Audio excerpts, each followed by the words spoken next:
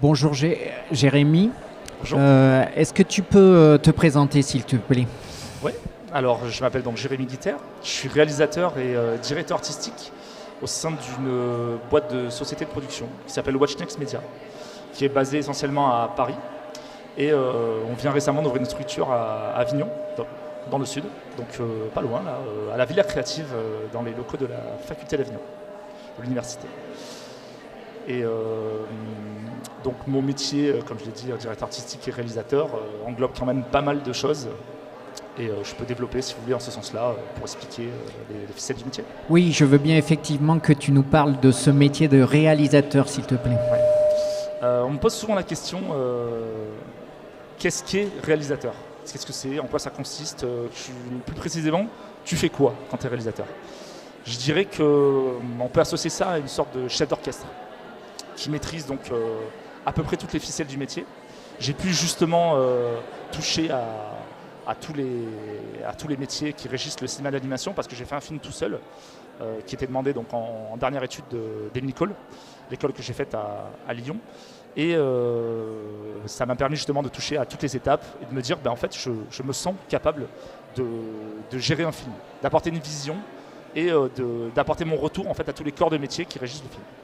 Et si je faisais le parallèle avec chef d'orchestre, c'est parce que le réalisateur il va vraiment guider tous les techniciens pour arriver à terme à proposer un film qui concorde à la vision qu'il a du projet, quoi. Et pour le dire plus simplement, en fait, réalisateur, c'est quelqu'un, quand je dis quelqu'un qui a une vision, c'est par exemple si je vous propose un scénario à vous, ou à une autre personne, ou à Sofia Coppola, ou à Miyazaki, et en fait chacun va le faire d'une manière différente, parce que chacun va y apporter sa vision. Et du coup, c'est un peu ça l'enjeu. En fait, c'est comment tu vois ce projet, comment tu vois ce scénario, comment tu le traduis en images, en mise en scène, comment tu vas créer tes personnages, comment ils vont réagir, de quelle manière, est-ce que ça va être sérieux, est-ce que ça va être dramatique, est-ce que tu vas plutôt y mettre de la poésie, qu'est-ce que tu veux apporter en fait comme message dans le film. Et c'est pour ça que le réalisateur est aussi auteur parce qu'il propose sa vision du film. Donc ça c'est pour la partie réalisateur. Après j'englobe une autre partie qui est la partie direction artistique du studio de WatchNext, c'est-à-dire que je fais partie entre guillemets de la sélection de la ligne éditoriale. Donc par exemple je vais aller chercher des projets dans la boîte et les ramener en interne pour dire ça serait chouette qu'on le fasse, ça correspond à ce qu'on a envie de faire, ça correspond à notre ligne éditoriale. Donc c'est vrai que j'ai vachement axé sur l'aventure et la magie chez WatchNext et moins sur les projets un peu plus terre à terre, un peu plus sérieux dans le sens où il n'y a pas vraiment de fantaisie. Voilà grosso modo ce qui englobe mon métier. Ok. Effectivement, on voit que c'est un métier de chef d'orchestre. Et du coup, dans la structure dans laquelle tu te trouves, est-ce que tu peux la présenter, cette structure, oui. Cette structure et justement les différents types d'activités qu'il y a au sein de cette structure? Ouais. Je précise que, pour vraiment la faire courte, il y a deux types de sociétés. Il y a des sociétés de production, donc qui produisent des films, et des sociétés de prestation. Prestation, c'est-à-dire qu'un producteur va les contacter pour faire la prestation du film, et en général, ça va être un bout, ça peut être toute l'animation ou tous les décors. Nous, on est une société de production, c'est-à-dire qu'on produit nos films nous-mêmes, et qu'en général, on ne va pas faire appel à des prestataires pour aller produire le film pour nous. Donc on fait vraiment tout de A à Z, quoi, si vous voulez. Et en interne, on crée des projets d'animation. Donc ça va commencer très simplement autour d'une table en disant est-ce que quelqu'un a des idées? Est-ce que je ne sais pas de quoi on a envie de parler en ce moment? Quel est le marché aussi? Qu'est-ce que demande le marché? Est-ce qu'il est plus orienté sur de la comédie? Est-ce qu'il est plus orienté sur des projets dramatiques ou du long métrage ou de la série? Est-ce qu'on est sur du service SVOD ou plutôt linéaire? Donc tout ça, c'est les prémices, on va dire, de la création d'un projet. Et après, il y a plein d'étapes. Ça prendrait vraiment beaucoup de temps de l'expliquer, donc je vais essayer de faire assez simplement. Mais en gros, il va y avoir la partie pré-production qui va englober la création de personnages, qui va englober la création de décors, pour mettre en place la direction artistique en fait, du show. Est-ce qu'on fait un truc plutôt réaliste? Est-ce qu'on fait un truc plutôt comédie dans son approche? Est-ce que les personnages sont plutôt très réalistes même, ou alors très graphiques? Est-ce qu'ils sont, je sais pas, est-ce qu'ils apportent de la poésie ou est-ce qu'ils apportent quelque chose de très dur? Donc tout ça, ça fera partie de la direction artistique.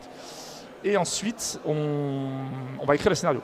Donc tout ça, ça se fait en parallèle. L'un répond à l'autre. En fonction de comment on va faire les personnages, ça peut orienter le scénario. En fonction du scénario, ça va orienter les personnages, etc. Et donc on va raconter une histoire. Nous, on est spécialisé dans la série, donc je vais plutôt parler de la série, plutôt que le long métrage, les courts métrages, etc. Bien que ça existe aussi dans le métier d'animation. En série, c'est beaucoup de monde quand même. Faut croire, on se dit toujours, tiens, c'est quoi l'animation? Vous faites votre série, vous êtes 10, 15? Non, en fait, on est plutôt proche d'une centaine, en fait. Parce que, par exemple, si on compte juste les animateurs de la série, il y en a bien entre 15 et 20, quoi. 15 et 20 sur un an, en fait, pour animer les personnages. Et là, je parle que de l'animation. Il y a les décors, il y a le storyboard, il y a l'animatique, il y a la post-production, etc. Donc, si je vous la fais très simplement dans l'ordre, il va y avoir donc la création du projet qui englobe les personnages et l'écriture. Il va y avoir ensuite la partie mise en scène, donc qui va être les storyboards animatiques. Donc, le storyboard, pour le raconter très brièvement, c'est une sorte de BD du film, et ensuite quand on fait de l'animatique, on pose du rythme dessus, donc on le met en fichier vidéo, donc tous les plans se succèdent et on met du son dessous, donc c'est une sorte de ref, ce qu'ils appellent un ours dans le métier, live, ouais. Voilà, c'est ça. Et à partir de là, ce document va servir de pilier de fondation pour le film. On va se baser totalement là-dessus pour créer le film, le film ou la série. Et là, on va faire appel ensuite aux animateurs, aux décorateurs, aux box artistes, au setup, en fonction de comment on voit le film, est-ce qu'on fait du cut-out, de l'animation traditionnelle, etc. Donc là, ils vont faire vraiment ce qu'on appelle le cœur de la production. Et une fois que tout ça s'est mis en place, on passe à la post-production. Post-production, ça commence tout d'abord par le compositing. Le compositing, donc on a une équipe de compositeurs qui viennent un peu récupérer tous les éléments, donc les effets spéciaux, ce qu'on appelle les FX, les personnages, les décors, tout ce qu'on a créé en fait. Et c'est comme si on avait la recette avec tous les ingrédients et ils le mettent dans un chaudron en fait. Donc ils superposent les layers et ils essaient de faire en sorte que tout ça a l'air d'être dans la même image, a l'air d'être dans le même univers. Qu'on ne se retrouve pas avec un personnage hyper sombre sur un décor super clair parce qu'on se dit ça ne matche pas en fait. Donc il va vraiment unifier tout ça.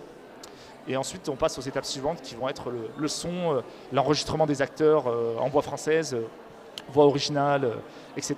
Et puis ce qu'on appelle l'editing pour la finalisation et la livraison à la chaîne. Voilà grosso modo tous les corps qu'on peut trouver en interne.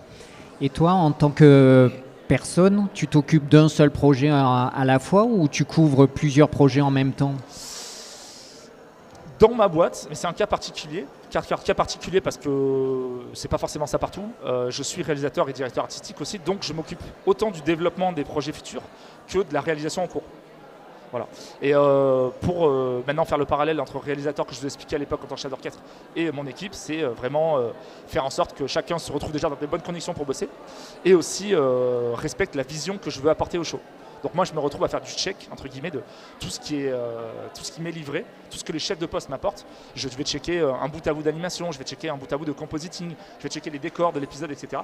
Et vérifier que tout ça correspond à la vision que j'ai, à la direction artistique du projet. Et après c'est assez prétentieux de dire c'est ma direction, parce que chacun apporte sa pierre à l'édifice. Bien sûr. L'important c'est d'arriver à faire en sorte qu'on transmette cette vision-là à tout le monde, que tout le monde y croit, et qu'ensuite on travaille de concert pour arriver à cet objectif final qui est la vision qu'on a voulu apporter au show. C'est beau. Au sein de l'entreprise, quels sont les différents postes que l'on trouve dans ta structure, dans votre structure? J'en ai un peu parlé précédemment, oui. Du coup, voilà. Après, si ça concerne surtout la partie recrutement, c'est ça. Globalement, nous, on recrute de tout parce qu'on est justement une société de production. Donc, on couvre tous les corps des métiers de A à Z, de la pré-prod à la post-production. Et justement, sur Avignon, on vient d'ouvrir une structure dans la Villa Créatif, qui sont dans les locaux du coup, de l'université, pas loin, intramuros. Et on peut accueillir une vingtaine de personnes. Pour l'instant, on n'est que 4. Donc à terme, on aimerait bien arriver à une vingtaine de personnes. On sait qu'il y a notamment l'école des nouvelles images qui se situe à l'étage juste au-dessus. Donc voilà, on est ouvert aux propositions de recrutement, tout corps de métier confondu. Ok. Quelles sont les formations nécessaires pour être recruté pour l'un des projets que vous avez en cours ou à venir, en fonction du poste finalement à pourvoir? Globalement, c'est les écoles d'art, écoles d'animation, notamment je citais l'ANSI, l'école des nouvelles images au-dessus. Il peut y avoir de l'autodidacte, mais alors j'en ai rencontré quelques-uns, pas évident. Et il faut savoir quand même, parce qu'il faut en parler, que le métier, c'est compliqué en ce moment, l'industrie de l'animation. Il y a une crise en fait, voilà. qui concerne avant tout, qui concerne les scénaristes et aussi l'audiovisuel. Donc il y a beaucoup d'étudiants qui sortent chaque année et moins de postes qui sont proposés. Mais nous, comme je disais, sur Avignon, on a de la place pour l'instant, donc on recrute. Voilà. Il y a quelques boîtes qui ont eu la chance de passer entre les mailles du filet, disons. Et voilà, faut s'accrocher. Faut s'accrocher. Ça finit toujours par s'inverser. Donc n'hésitez pas à venir nous voir, à en discuter, à proposer vos talents. Mais dans tous les cas, voilà, ça commence essentiellement par une école d'animation, de dessin. Ok. Est-ce que justement vous prenez des stagiaires dans la structure? Oui, bien sûr, ça arrive. Et quels sont les différents lieux où vous officiez? Donc comme je disais, on a une boîte à Paris, une boîte à Lille, à Turin en Italie. Turin aussi en Italie, ouais. Et à Avignon ici. Donc on a quand même 4 structures qui nous permettent de recruter du monde. Comme je disais, ce qui n'est pas évident, notamment quand les sociétés elles battent leur plein et qu'on se retrouve avec plein de projets, c'est pas tant qu'on ne peut pas accueillir de stagiaires dans le sens où ça nous fait plaisir d'avoir des stagiaires évidemment, de former des gens, transmettre le savoir, etc. C'est souvent qu'on n'a pas vraiment le temps de s'en occuper. Donc c'est ce qui m'arrive de répondre des fois à des stagiaires et je me dis j'adorerais que tu viennes apprendre plein de choses, nous apporter ton savoir, etc. Mais j'ai peur que tu t'ennuies parce que j'aurai pas le temps de m'occuper de toi. Cela dit, là on va se retrouver bientôt dans le creux de la vague, on va dire, voilà, où on arrive au bout de pas mal de productions, donc on aura la capacité d'accueillir du monde. Donc il ne faut pas hésiter à postuler dans une des 4 structures. Très bien. Avant de conclure, quel serait le conseil que tu pourrais donner à un futur collaborateur? S'accrocher déjà, parce que comme je le disais, c'est pas évident pour percer dans l'animation, comme je disais, parce qu'il y a beaucoup d'écoles maintenant qui proposent ce cursus et d'avoir envie en fait. Voilà, ce qu'ils appellent au Japon le kokoro, le cœur. Avoir gardé toujours les étoiles qui pétillent dans les yeux, l'envie de faire des projets, l'envie de raconter quelque chose, de faire un métier passion, de vouloir percer dans ce métier passion. C'est bien. Et en fait, ça se ressent quand on postule, quand on vient me voir ou quand on vient voir d'autres sociétés. On sent quand quelqu'un a vraiment la niaque, on va dire. Pas la niaque dans le sens où c'est quelqu'un qui a les dents qui rayent le parquet. La niaque dans le sens où quelqu'un vit son métier et a envie de percer, d'apporter quelque chose là-dedans et ressent en fait ce qu'il est en train de faire.